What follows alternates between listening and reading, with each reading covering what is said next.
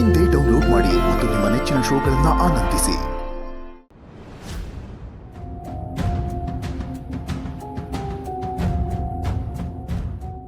ಇನ್ನು ಅದ್ರ ಬಗ್ಗೆನೇ ಯೋಚನೆ ಮಾಡ್ತಿದ್ದೀರಾ?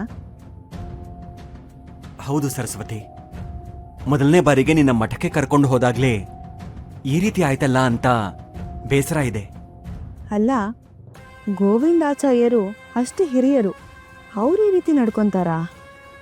ನಮ್ಮ ತಾತನ ಕಾಲದಿಂದಲೂ ಅವರು ಹಾಗೇ ಇದ್ದಾರಂತೆ. ಈಗ ಈ ಭೋಗೇಂದ್ರನವ್ರಗಳ ಜೊತೆ ಸೇರ್ಕೊಂಡು ಅವನು ಹಾಗೇ ವರ್ತಿಸ್ತಾನೆ. ಈ ಶ್ರೀಮಠದಲ್ಲಿದ್ದು ಅವರು ಬದಲಾಗ್ಲಿಲ್ವಾ? ಗುರುಗಳು ಅವ್ರನ್ನ ಬದಲಾಯಿಸಬೇಕು ಅಂತ ಬಹಳ ಪ್ರಯತ್ನ ಪಡ್ತಿದ್ದಾರೆ. ಆದ್ರೆ ಕೆಲವರು ಬದಲಾಗೋದೇ ಇಲ್ಲ.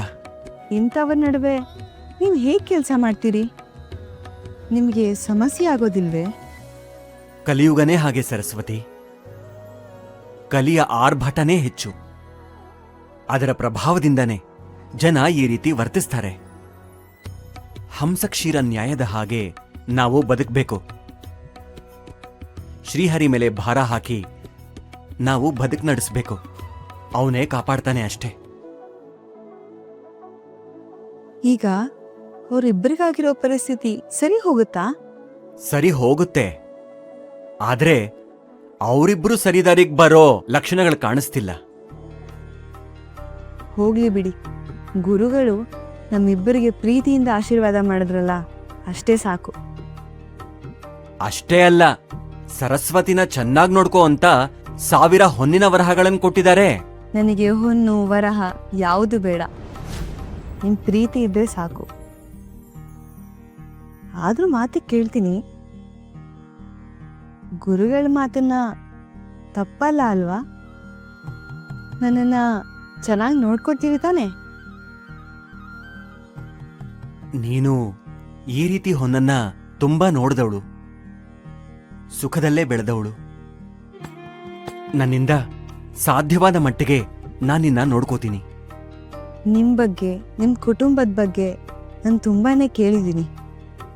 ನಿಮ್ ಹೆಸರು ಕೇಳಿದ ತಕ್ಷಣ ನೀವೇ ನಮ್ಮ ಪತಿ ಅಂತ ನನ್ನ ಮನಸ್ಸು ಸ್ವೀಕರಿಸ್ಬಿಡ್ತು.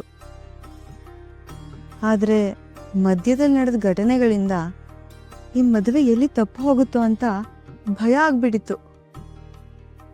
ಆ ತಾಯಿ ಶಚಿದೇವಿ ನನ್ನ ಕೋರಿಕೆ ಈಡೇರಿಸಿದ್ಲು. ನನ್ನನ್ನ ಅಷ್ಟೊಂದು ಇಷ್ಟಪಟ್ಟಿದ್ಯಾ ನೀನು? ಹೌದು. ಅದು ಹೇಗೆ ನನ್ನ ಮನಸ್ಸನ್ನ ಸೆಳೆದು ಬಿಟ್ರಿ ನೀವು? ನನ್ನ ಮನಸ್ಸನ್ನ ಸೆಳೆದಿದ್ದು ನೀನು. ಮದುವೆನೇ ಬೇಡ ಅಂದ್ಕೊಂಡಿದ್ದೆ. ನನ್ನನ್ನ ಮದುವೆಯತ್ತ ಸೆಳೆದಿದ್ದು ನಿನ್ನ ನೋಟ, ಇಷ್ಟ ಆದದ್ದು ನಿನ್ನ ಗುಣ.